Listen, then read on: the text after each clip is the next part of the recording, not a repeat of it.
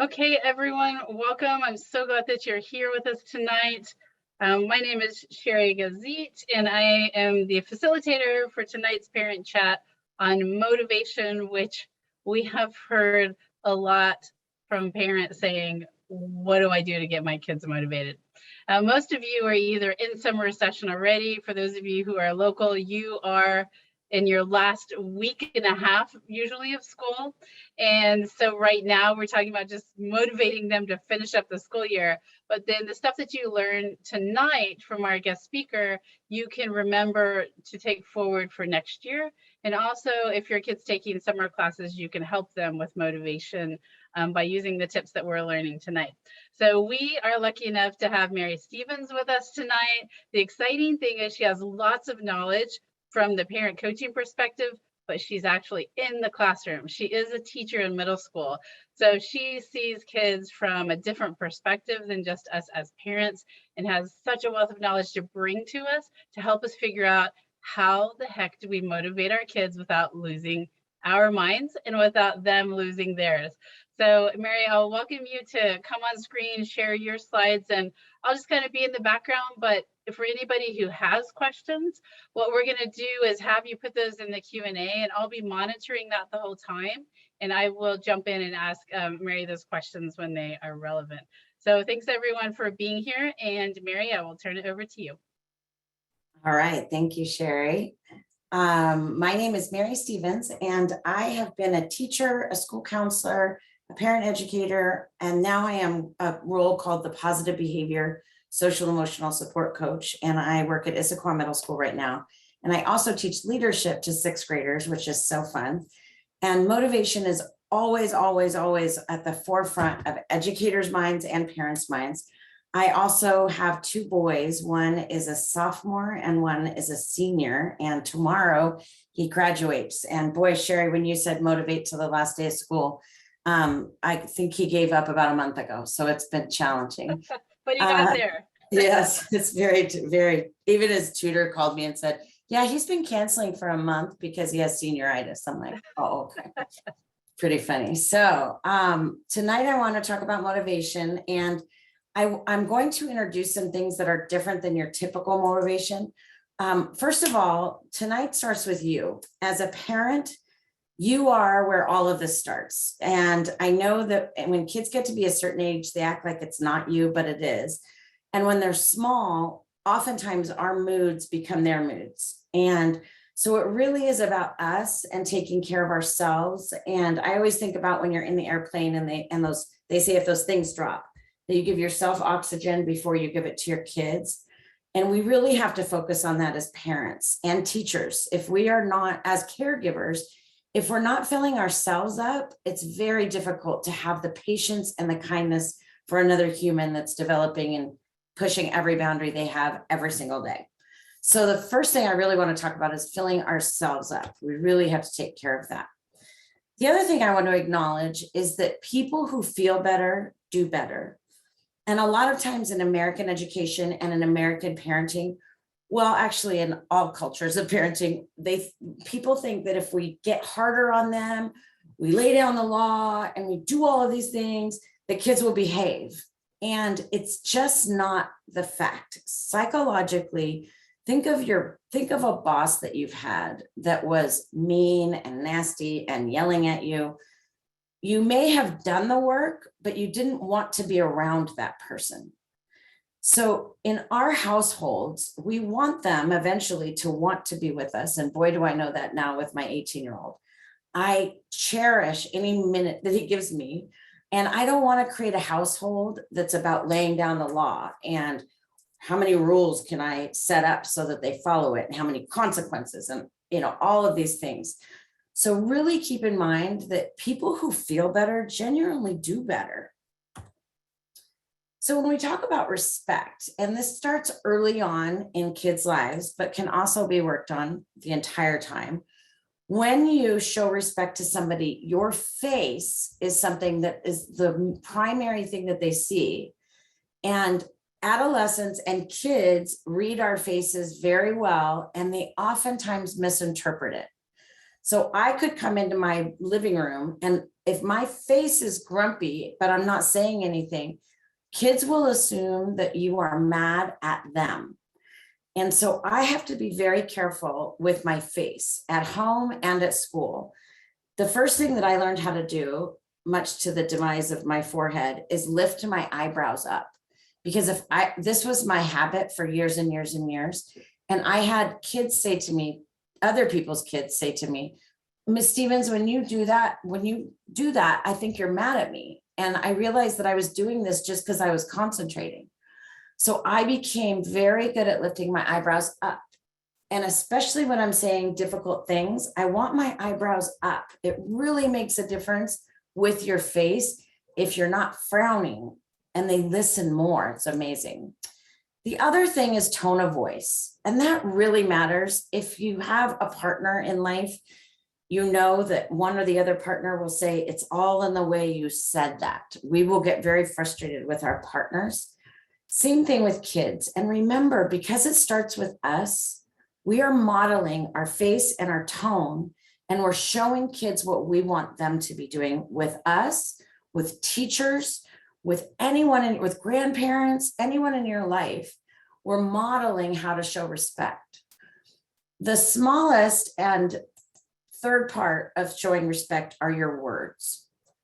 And the words matter, but if your face and tone are light, the words are less important.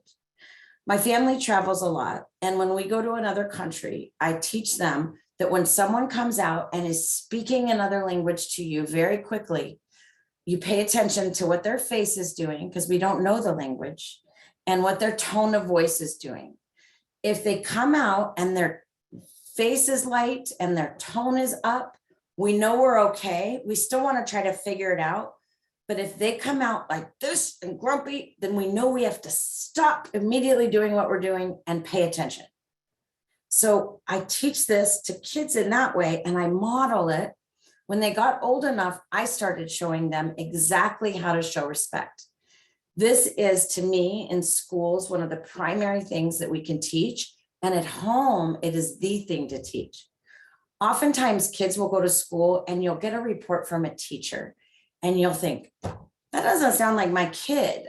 And sometimes your child doesn't quite understand what they're communicating with their face and their tone. When I taught sixth grade classroom, elementary classroom, I had a mirror in the closet. And when they would roll their eyes at me or kind of grumpy face me, I would say, go check out your face and say that again. And I said it really lightly. It was fun. But they would go look at their face and try to say something respectfully. And it was such a good learning, lifelong learning. So here's some examples of faces that are happy.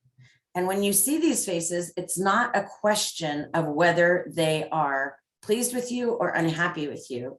And here's the other faces. And as I look at these, I think, oh my gosh, my teenagers have done that many, many times this week, or maybe even today. But these faces definitely convey frustration, disappointment, boredom, anger, all of those things. So the difference between our facial expressions are big. Tone of voice, again, it's not what you said, it's how you said it. And we oftentimes yell at kids about this stuff, but we have to watch ourselves as well. With motivation, it's important for us to examine ourselves as parents, and we need to be able to set up expectations in our house that are realistic and clear. When I think of having a black and white rule set, I have to firm up where I can what I want. And oftentimes we'll be frustrated with kids, but we haven't really set up the expectation. So when something is going wrong in your house, think to yourself, have I explicitly taught the expectation when everything is calm? Oftentimes we'll get very angry or even frustrated, and we will try to set an expectation. And at that point, we are already flipped out and it isn't going to work. So for setting the expectations, we want to develop those with whomever we are sharing caregiving with our kids, whether it be grandparents or parents or aunts and uncles, whoever is living in your house with you, developing those expectations are very important. Get very clear about it. That's not saying that your partner might do things a little differently, but as far as what we do after dinner, this is what we do. What we do when we come in after school, this is what we do. And the kids become the experts in this eventually. They'll always try to get out of it, of course, but we know what is expected as adults first. Then you teach it and you say, when you do this, you can do this, right? You absolutely set it up. Now, another trick with expectations is having what in teaching, we call it a third point. And what the third point is a poster or a paper or something that's over here that's not me. And sometimes you can just point to it. Sometimes you can say, you may look. And sometimes you can just walk over and say, oops, we need to look at the checklist again, or we need to look at the procedure again, whatever it may be. I realized when my kids were small that my clean was not their clean. So I would say, did you clean your room? And I would get, yes, mommy, I did. So I would go look at it and it would not be my version of clean. So I got an idea when I was thinking about expectations, and I took a picture of what I thought their room looked like clean. I took a picture of the dresser. I took a picture of the bed area and the desk area. And above each area, I taped those pictures, 8 by 10. So what I would say is, did you clean your room? And they would say yes. And I would say, does it look like the picture? And I would pause. They would then go check it out. And if I went to check it out with them, I would say, does this look the same? It's a third point that is not me getting frustrated. The next thing is practicing. So during COVID, I had younger kids, not that much younger, but definitely 2 years ago.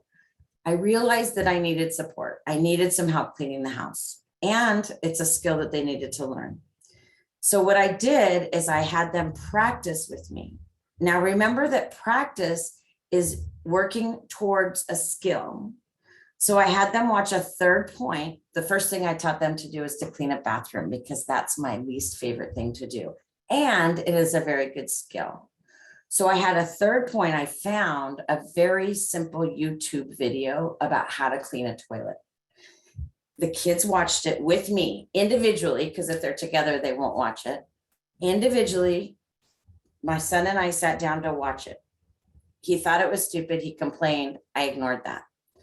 We watched the video. So the first time he cleaned the bathroom was with me. I did it with him. I showed him exactly what to do.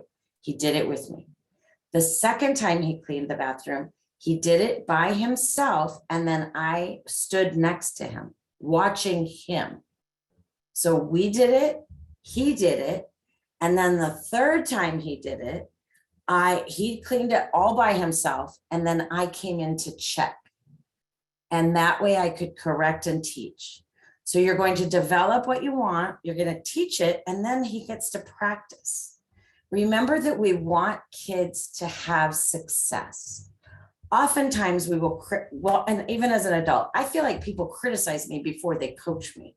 And it's important to know when you're teaching kids new skills, we want to kind of coach. We want them to want to do it well. The posting is the third point. Then a couple times during COVID, I would go look at the bathroom after they cleaned it, and I'd realize, because I kind of got lazy, I wasn't checking it every single time. I would go in and realize they didn't refill the toilet paper, or the shower wasn't done, whatever it may be. Instead of getting angry and coming up with a punishment or something to take away, I would reteach that skill. And I would just say, mistakes are where the learning goes. Come back and take a look. And I would want them to decide what was missing. Now, if they couldn't, I would say, you may look right here where the toilet paper goes. So the reteaching is not yelling at them. It is bringing them back in to see the skill. To move on for that, I want to check with Sherry to see if there's any input or questions quickly. Yes, so let's move back a little bit. So someone is talking about with a tone of voice. So how do you teach that? Because it's one thing to say, watch your tone of voice, but how do you do that? And the person who's asking has a daughter who's 11 in the 5th grade. Okay. Yay. I love that question. So the way that you teach tone of voice is to, first of all, when everything's calm, say, oh my gosh, I was thinking about tone of voice yesterday. And what I'm thinking is that I realized that I never had taught you what tone of voice means. And ask, what do you know about tone of voice? See if they know. And if they don't, or if they have kind of a kid version, say, so it's really important when you have a respectful tone of voice, it's kind of higher pitched. And you usually go up at the end when you're asking for something. So for instance, and you come up with something that's in your house. So if I walked downstairs and saw the 5,000 socks that are on the floor of my living room right now, that are all boy socks, none of mine, and they're usually stinky, but they're all over. And I would walk down and say, boys, look at the socks.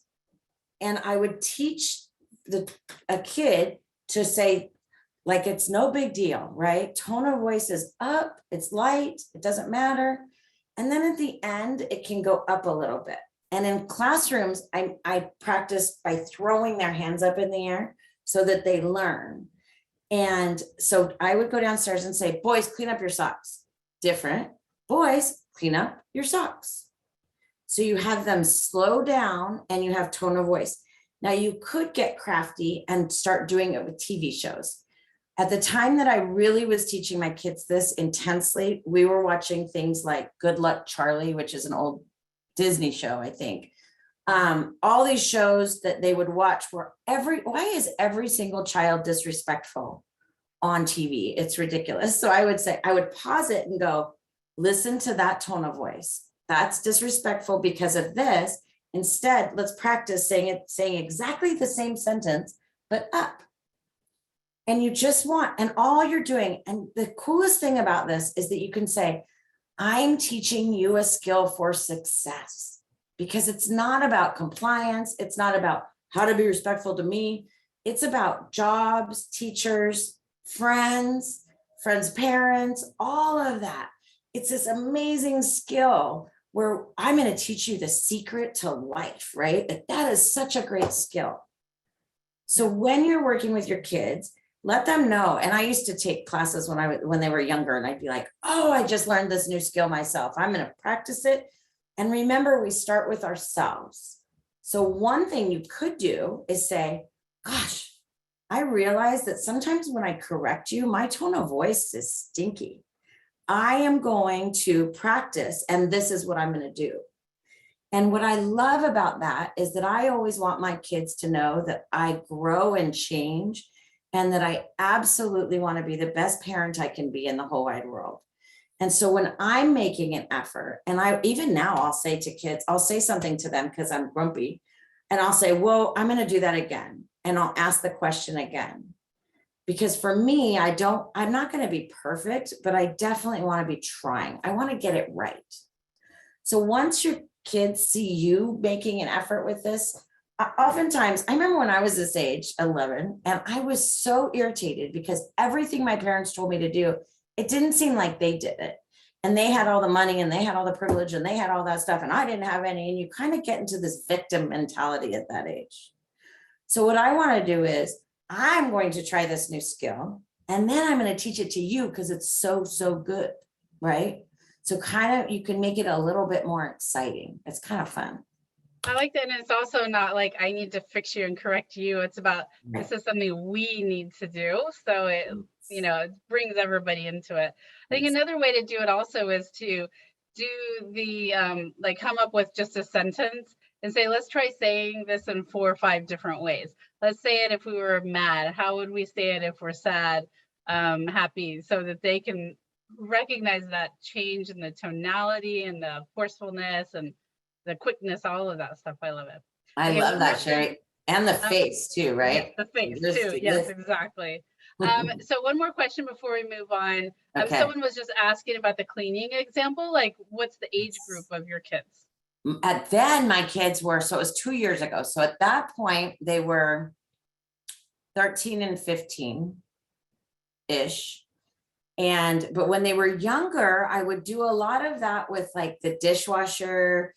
Oftentimes we think that kids are more capable than they are. Not that I don't want us to think they're capable, but if they're not doing something correctly, instead of getting mad and thinking they're coming at you and just being disrespectful or, lazy or whatever words we give that, I want to think. And part of this parenting thing is twisting my reality so that I can think better, right? So that I can just feel better. I don't want my blood pressure up every single day.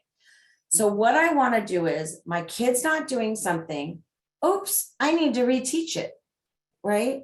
Like just twist your head a little bit and go, oh, they must not know how. To the point where by the time my kids were 7 or 8, I would say to them, I'm noticing that this isn't happening correctly. What that says to me is I need to reteach it. Is that what I need to do? And by 8, they would be, no, we don't want to practice. We don't want to do it. So what I would say is, oh gosh, okay. So you tell me what the procedure is for loading the dishwasher or unloading the dishwasher. And they would tell me. And if they had it correctly, I'd say, okay, that's what I expect from now on. And if they didn't quite have it, I would say, let's learn it again, or this is what this is what's missing. Let's do this together. And sometimes if that happens twice in a row, what I know is they need more support in it. And so I tell the kids all the time, mistakes are where the learning goes, right? So you make a mistake once, I will ask you about it and say, I'm noticing. The second time, I know as an adult with a developed brain that they need more support. They need to learn it more. And so I will help them. When my son first started driving a car, for instance, I said, you will have 2 times, I'm wondering if my husband's forgetting I'm in a class. A ticket, a fender bender, anything like that counts, right? So if you have 2 of those, what it will tell me is that you need more learning. Either we'll get you back into a class, you'll go out with Nana and drive a lot, assisted. So setting up those conditions, right? Because I know if they don't know it twice, there needs to be more learning. Mm-hmm. So that's super important too. You need, when you start with something, and also there's a book, and I know it's online probably now too, but when my kids were little, didn't have that much online. There's a book called Yardsticks by a man named Chip Wood, which is a funny name. That's why I remember it. Mm-hmm. And the yardsticks are where the child is developmentally each year. And when they were, 6, something would start to happen. And I would kind of freak out and I would go, oh my gosh, this is terrible. They're going to be, homeless because they can't do this. I would be so upset. And I would get my Yardsticks book out and I would look up 6-year-olds and I'd go, oh, this is exactly where they're supposed to be, mm-hmm. right? Because some of us have an older kid that's way ahead developmentally or not, or we're way behind. But the Chip Wood book, Yardsticks, really helps know where typical kids are, right? And they develop in that way. And you could type it up online now. You can say 6-year-old development and get a list. Now, all kids are on the spectrum of that. So if your kids, I remember freaking out because they didn't walk right on time, right? That's not the point of it. The point is knowing that 6-year-olds don't always know exactly how to load the dishwasher, right? And how much can I expect? I know right now that my 18-year-old is as selfish can be. I will admit that there are moments where I'm like, oh no, what if that's his real self, right? Like, what if I didn't do a good enough job? And then I relax and I remember that 18-year-olds are very egocentric right now, and they should be. That's where they're supposed to be. So knowing where your kid's at is super important in that as well. Okay, Mary, one more question. I'm sorry. Okay. I know I keep saying one, and no, we may be answering this in a bit. So if we need to put this question off, just let me know. Okay. So what do you do if your child simply says no, refuses to do what you're asking them to do? Good question. We will address that. Okay. If they just say, oh, actually, we will address it next, like after, Okay. I may actually skip this because I'm running out of time and go straight to that. And if Okay. I have time, I'll come back to that. That's not it. That's not it. Okay. So I know that we don't think of parenting like management, but it is. We manage. And so especially 0 to 12, we are managers, right? We manage play dates, we manage school supplies, we manage everything. So what I want to be as a parent is proactive. So I want to get in front of it. And this is what I want in schools too. Let's get in front of it. Let's see what could happen and we prevent it instead of reacting to a problem when it happens.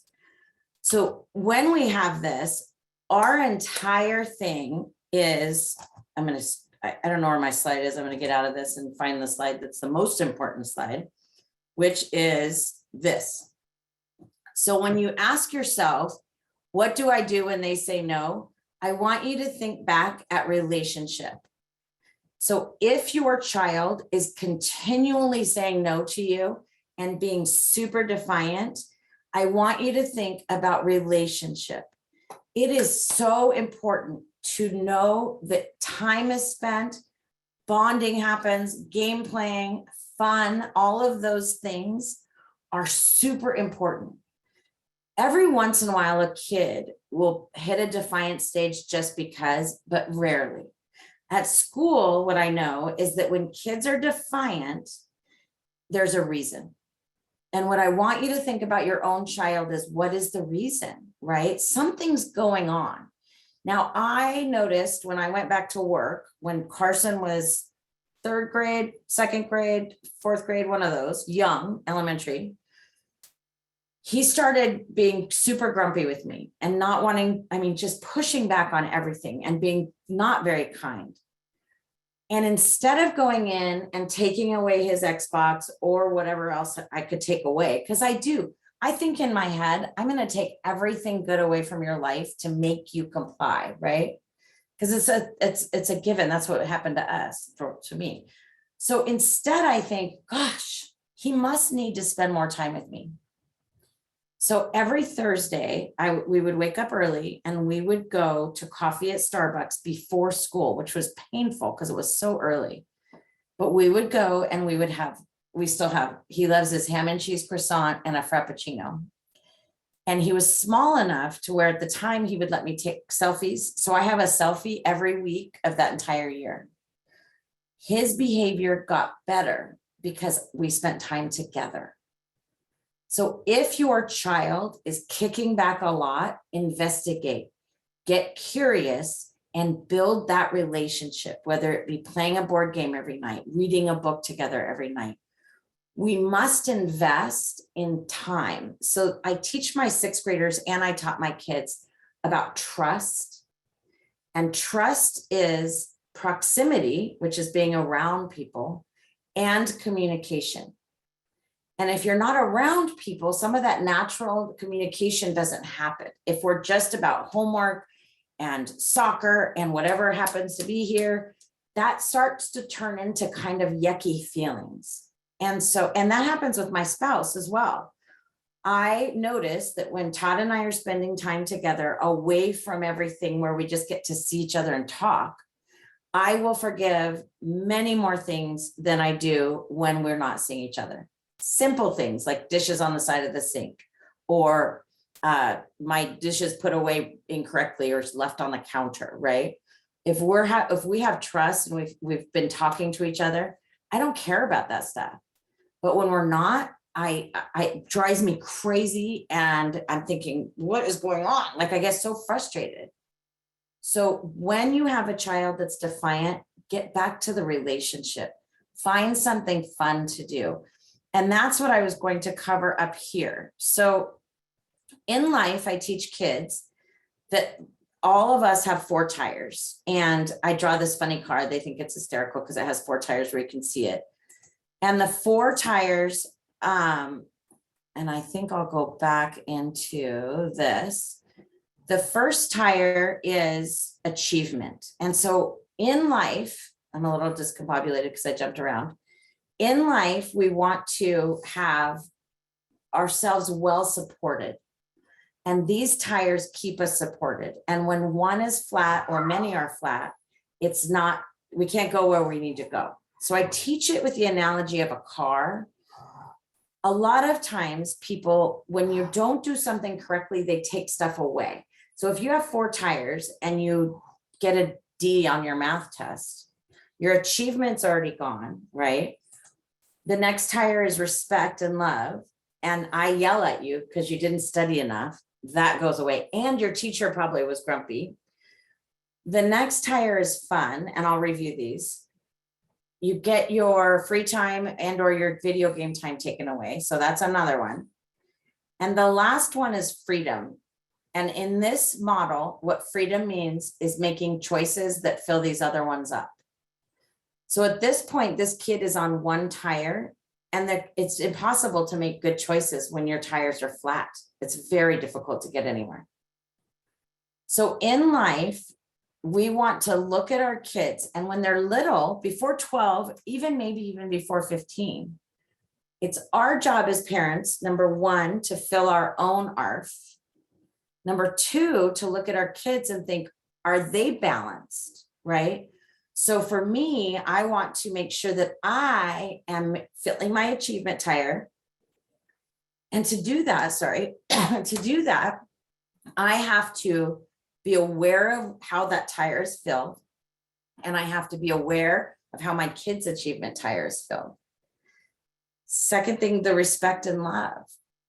I realized very early on in my marriage that my husband, all of the John Hughes movies growing up, taught me that he should fulfill every single need. And what I realized is that he is wonderful for a lot of my needs. And then I need girlfriends and my mom and other people to fill up the rest as well. So we teach kids, some people you can rely on for this, and some people you can rely on for this, but not everybody is everything. I teach kids this when it has to do with friends. If they're on the playground and somebody is mean to them, I want them to have the skill to look up and find someone who will not be mean to them that day. And Marcy might be nice to you one day and not the other. Find someone else. Instead of sitting in the unhappy, find someone else to be nice to you. So that tire, I always ask kids, who respects and loves you? I usually at school only say respect because love is a, word, even in 8th grade. Who do you love and respect? So that tire goes both ways. The majority of humans in the world, when they are mean to someone, do not feel good about themselves. So being aware of that and knowing, oh, I wasn't very nice to that person, my tire just went down. The awareness is key. The next tire is fun. Adults are pretty good at figuring out achievement and respect. We stink at filling up our fun tire.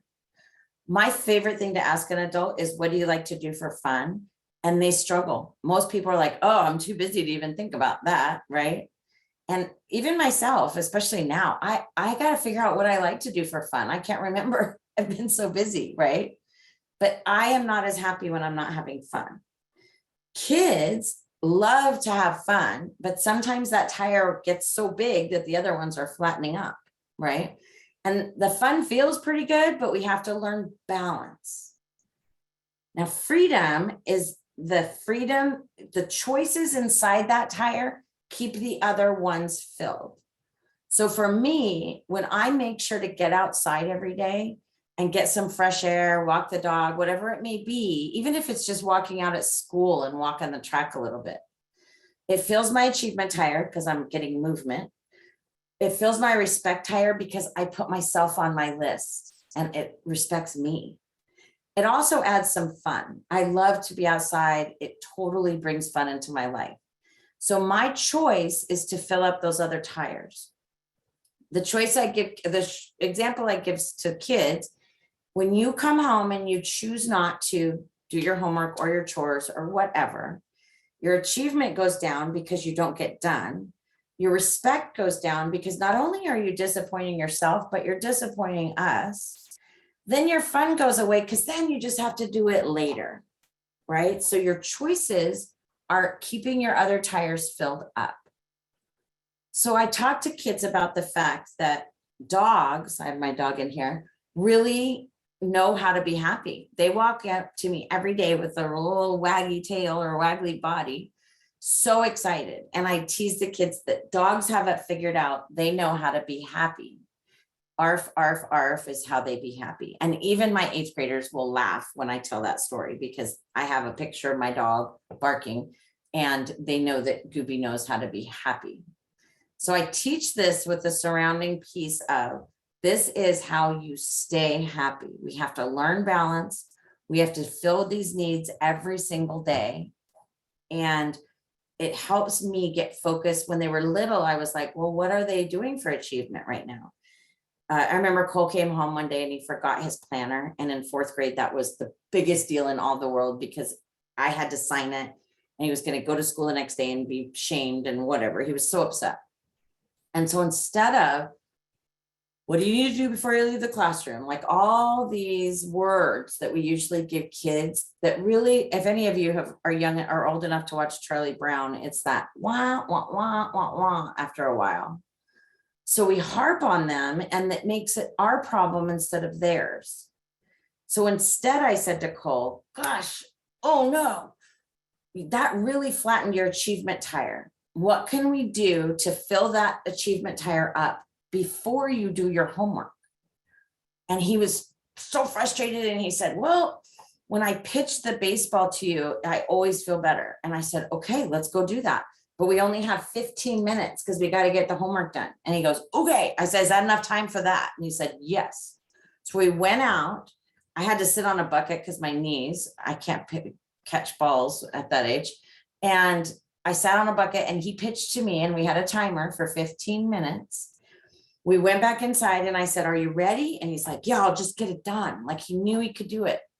So instead of shaming him and making him feel terrible for a mistake, we pumped up his tire, came back, and he made choices to fill it up and get the other ones done. The difference in this is profound. Going to solution on things is very important. And it doesn't mean me driving to the school and begging them to let me in his classroom. Kids need to know that they can work through problems and things that cause them upset, and they're going to be okay. Think of how often we are upset, a lot. We have to give our kids muscles to be upset and move through it.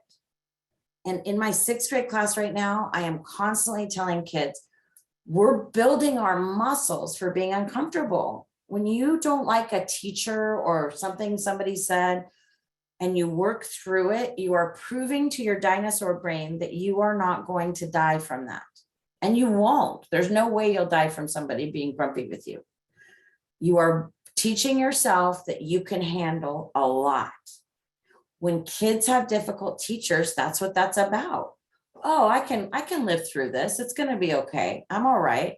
Here's how I can be healthy and take care of myself. And here's how I need to do my job, right? Same as we do when we have a yucky boss. So we're teaching kids that we're building their muscles on doing hard things. Okay, let's see.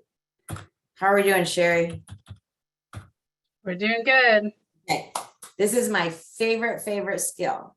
And it's a John Gottman skill, actually, and it's called the magic ratio. What it is we, with our partners, with our kids, we want the Gottman thing is 5 to 1. So if you have 5 positive interactions to 1 correction, then you are building a healthy relationship. And I will be very honest with you. This is challenging with people that live in your house because oftentimes you're only seeing them for 20 minutes. And if you're old like me, you forget half the things on your list that you have to talk to them about. But what I realize is when things are going bumpy and rocky, I have to focus on this to get us back on track, especially then. So the magic ratio is things like making eye contact. When they say something, assume positive intent. Don't always assume they're out to get you. Don't take things personally like that. Smiling, nodding, winking, thumbs up, anything like that. Eyebrows up. Hello. I realized when Cole was a year old, a little over a year, he didn't sleep very much. And I was so tired, and he would go to sleep in the middle of the day, right, for a nap. And whenever he woke up and he would walk out of, and I would look at him for just a small bit, and I would go, oh, why are you awake? Because I was so tired and I just wanted a break. And then I watched Maya Angelou or somebody on Oprah. Thank goodness for Oprah. What would my parenting would be terrible without Oprah. But Oprah had somebody on there that said, pay attention to what you do when your kids come in the room. And honestly, it was divine intervention, because at that time I was rolling my eyes and going, oh my God, I just need a break. And instead I did this and I said, yay, you're here, you're awake, I love you. Now inside a little bit, I was still going, oh my gosh, I just need 5 more minutes, right? But I faked it till I made it, right? But honestly, I want my boys to know every time I see them is a gift to my life. I feel like that, as we all do. It just, life gets on us, right? So positive intent, just the minute you see your kid, have this on so that they know you love them, and then we'll deal with the other stuff later, right? Positive feedback. Maintain an attitude of respect and support, even when you're correcting them. And I know this sounds kind of pie in the sky, but oftentimes in Target, almost every time I'm in Target, I hear people talking to their own children kind of meaner than I hear any human talking to anybody. Like, we don't talk to our friends that way, right? We wouldn't have friends if we did, to be honest. So we have to clean ourselves up with our kids. When I am providing feedback, I have to be careful. I'm very lucky. My kids are very verbal with me and they tell me the truth a lot. My older son, when he was about 12 or 13, he has really dry skin, and he was having dry skin in his ears and just kind of everywhere. And for a little bit, every time I saw him, I said something like, did you put lotion on? Have you used the exfoliator yet lately? That kind of thing. Always editing, clothes, whatever it may be. I was completely unaware of it, I'll be honest.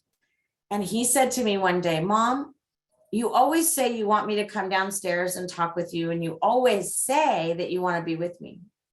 However, every time I'm with you, you criticize something about me, you comment on something about me. And he said, I'm super uncomfortable. So I felt like I'd been kicked in the teeth, right? It was awful. I cried. It was awful. However, I listened and I changed, because no one wants that.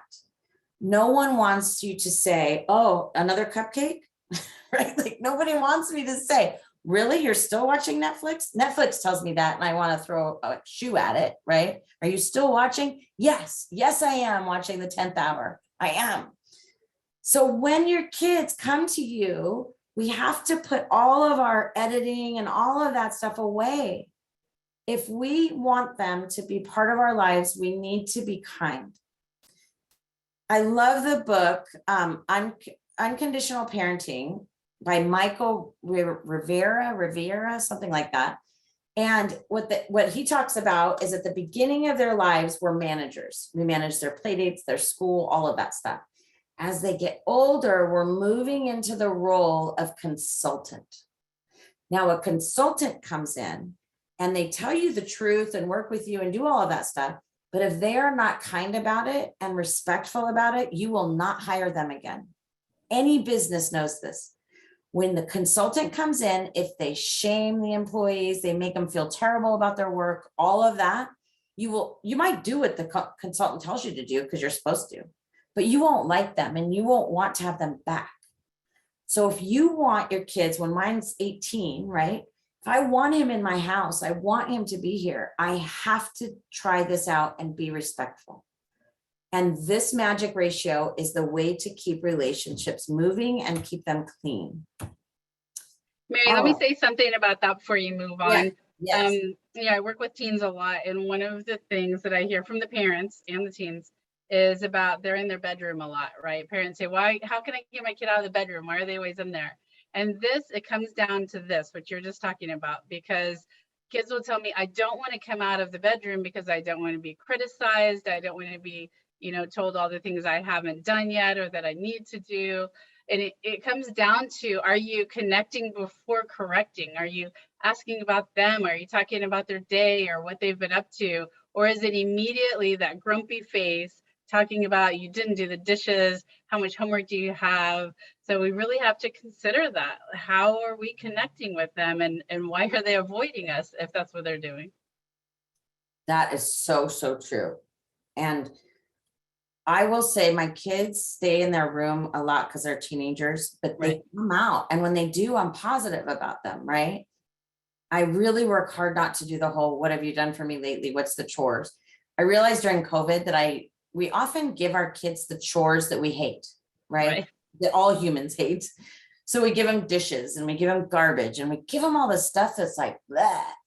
And I think it's important to lay out all the chores that the family does and let them pick. They can have some preference, right? All of those things are important. So I realize, Sherry, that I'm kind of running short on time. We've got about 10 minutes. Okay, good. So I want to talk really quickly about, well, yeah, we'll start here. So so far, the tips for keeping it positive are to take care of yourself. And I know that's difficult when you have a job, when you have kids, when you have everything in the world. It's very difficult. But if you don't take the oxygen, it's very difficult to take care of the person next to you. So be aware of where you're at. When my kids were very small, I said to them, when I get upset, it has nothing to do with you. I should at all times be able to be respectful to you. And when I am not able to, it's about me. It's not about you. So very young, they knew, Mom, you're pretty grumpy. What's going on? Or are you upset about something? And to be honest, sometimes I was so grumpy, I was like, no, this is absolutely about you. You're being a pain in the butt. And they would laugh. Like they would really know that it wasn't about them, because with time and truth, they knew that I was upset about something. And I would always come back later and say, gosh, I totally blew that. You were right. Here's, I was upset about something that's grown-up stuff, and I want to apologize. This doesn't mean that you are going to be perfect with your kids. This means that I am aware of my emotions and that I'm teaching kids to be aware of their emotions. We do not do enough of this in our society. When you hear your schools talk about SEL, which is social emotional learning, the whole goal of that is to create awareness. In order to manage emotions, we have to be aware of them. And I cannot tell you how many adults in my life have no idea what they're feeling on any given day. So the work starts with us. The other one is to keep your expectations realistic. Let's look at the developmental level of your kid. Now, the other thing that's, it's going to be frustrating is that you're going to feel like it should all work right away. It won't. We'll have to take it slow. You'll build relationship, you'll build fun, but always knowing this is a work in progress is important. I tell kids that they have squishy brains. And the reason why is because their brains are developing. My brain is super hard. I can barely learn anything anymore. Squishy brains make poor choices. They learn slowly sometimes quickly the wrong things, right? All of these things. Squishy brains have trouble making good decisions, all the way up to now they're saying 25, which makes sense. I want kids to have developed brains to rely on. So this yardsticks book that's on this slide is excellent, and it really helps you know what your kids can do. Lots of resources online as well.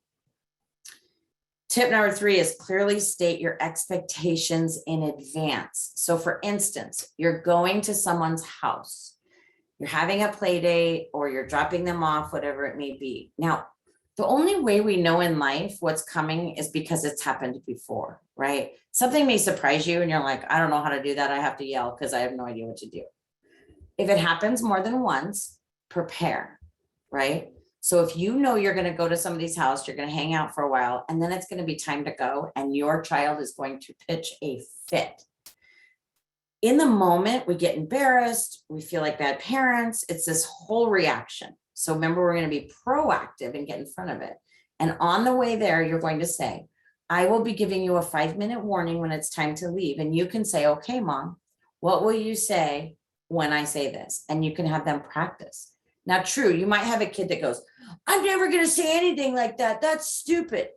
Immediately, you know that you need to build more relationship with your kid. And I don't mean that you don't have a relationship or a good one, but something's going on.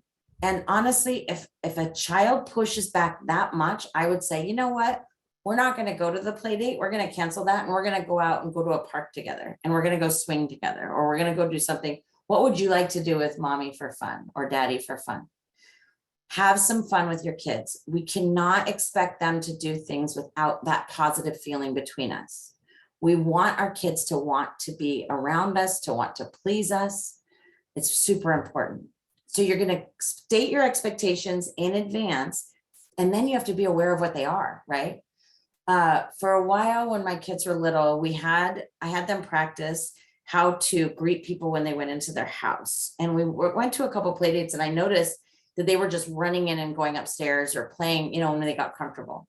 Well, our family policy was you always go up and say, hello, Mrs. Grimmer, nice to meet you, or nice to see you again. Thank you for letting us play. And then at the end of the play date, thanking them again and leaving. Like that was our family expectation. So on the way to a play date one day, I said, I'm noticing this, it's not happening. And I'm wondering if you forgot our policy, our expectation around this. And they both said, no, we remember it. And I said, because I'd like to practice today with Mrs. Grimmer. And they both said, oh my gosh, we don't want to practice. It's so embarrassing. And I'm like, okay, so I am going to watch today to make sure you did it correctly. If you choose not to do it correctly, we'll be practicing. And we'll be practicing with Jen, where we just drive up and back and drive up and back 3 times and you practice. And they're like, okay, they did it correctly that day. Because I knew what I was doing, I knew what was coming, and I set it up. So clearly state your expectations, and remember, you teach it, you model it, you practice it, and then it's okay to reteach it. It's okay to do that. We often say things to kids like, you know this, why are you doing it this way, right? Well, they're kids with squishy brains, and sometimes they just want the attention of reteaching it. But my kids always know that if you choose not to do it correctly, then we will practice and we will reteach it. And that's okay too. In my classroom, they're like, we don't want to practice walking in the halls, Miss Stevens, we got it. And they show that. And when they don't, we go practice it. Now, notice what I'm not doing.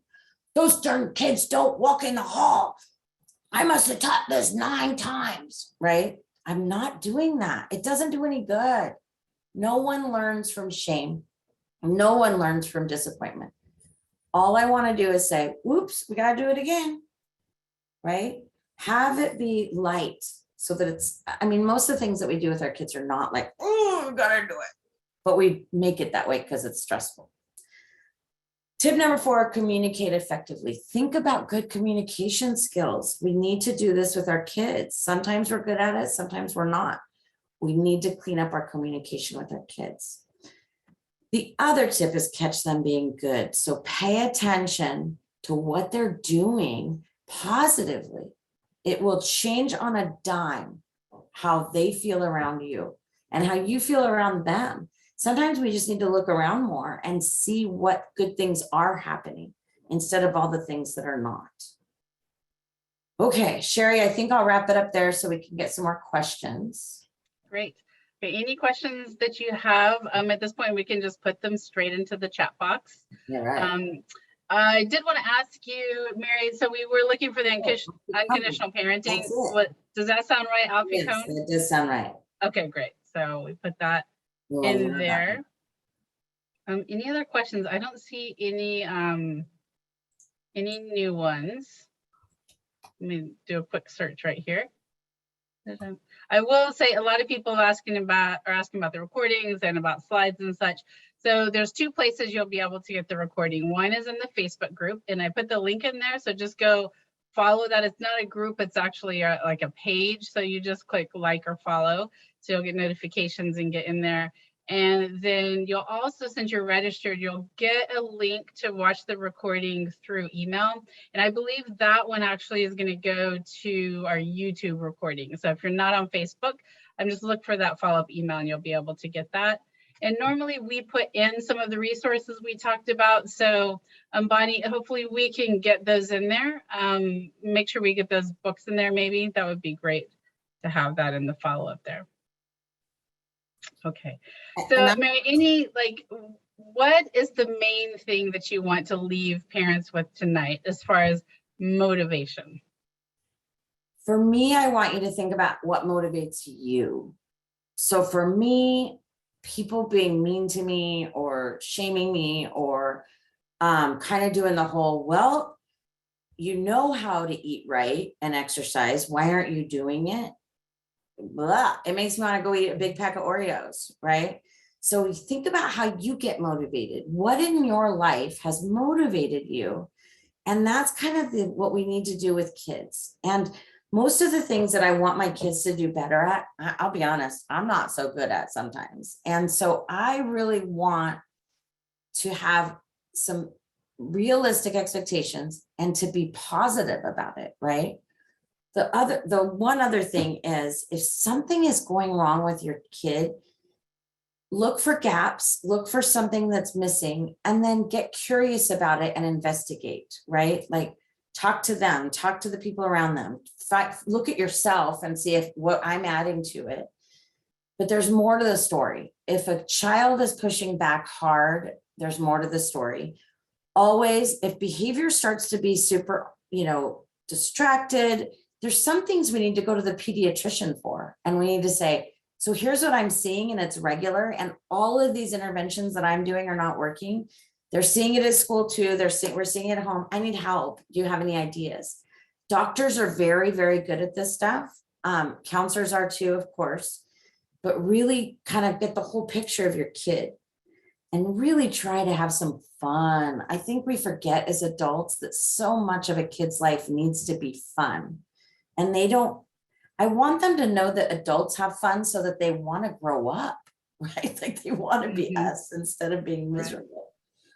Yeah, I like the idea of having fun because we get so bogged down in the to-do list and get all your assignments in, make straight A's, all of these things that we as parents kind of feel the parent peer pressure too. We have to keep our kids on track so they can do this. And sure, we can help and guide them and support them through that. But ultimately, we want our kids to have a great childhood. We want them to connect with us and have a great relationship. 10 years from now, it's not going to be about, did you turn in that one math assignment?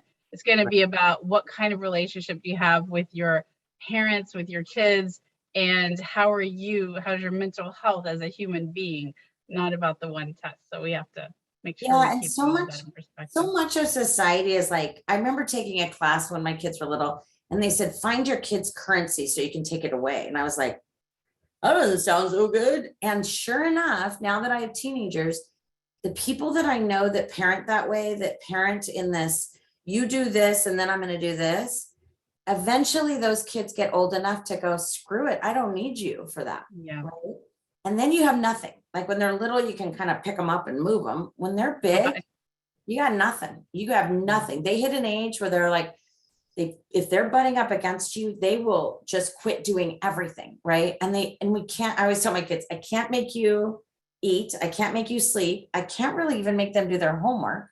Right. And so when something would go wrong, I would say to them, is there anything that I can do to help motivate you to get this done? And my youngest one was like, nope, I'm never doing that ever in my life. And I'd be like, okay, I got to think of something else. Right. Oh, my oldest one would say, you can paint. He would be paid with candy. He was easily bribed. And I knew what I was doing when I needed that because I needed it, whatever it was. But taking things away from kids makes them angry and hateful. And I don't want to do that. I mean, sometimes we have to because it's just a consequence. But gosh, if we can stay away from that kind of consequence, it would be better. I want the consequence to be, you get to spend more time with me in a happy yay way. And you get to learn a new skill. You get to learn something. So a consequence for sure is, you're showing me you're not ready for that. Let's practice. Let's go try it again. Let's do it. Let's learn. And then you can do what you want, right? If we do this, then we can do this. That kind of thing, instead of everything gets taken away if you define me. It's totally different mindset. Yeah. And I see that a lot. I'm in a lot of parenting groups, and I do see parents that someone will be asking for advice. I don't know what to do. My daughter's acting up. And there's a lot of parents that will say, take everything away, take away their phone, take away their clothes, take away their privileges. And it's just ends up disconnecting you more, as you said, creates more anger, and it's not a motivation tactic. Eventually they may give in and do whatever it is you're trying to get them to do, but your relationship is going to be strained. They're going to get more rebellious, and they're going to be really angry and unhappy. So that's not what we want, right? Yes. So in the chat, I put my email address, and I also put my Facebook page. And that's my personal Facebook page. I can't remember what my other one is, the adolescent one, but it's somewhere. But if you follow my personal one, I'll post that one every once in a while. And I only, on my Facebook, I really only post things for parents and teachers. Okay, and we'll put that in the follow-up email as well. Oh, great. So awesome. This was great. Mary, thank you so much for giving us this insight.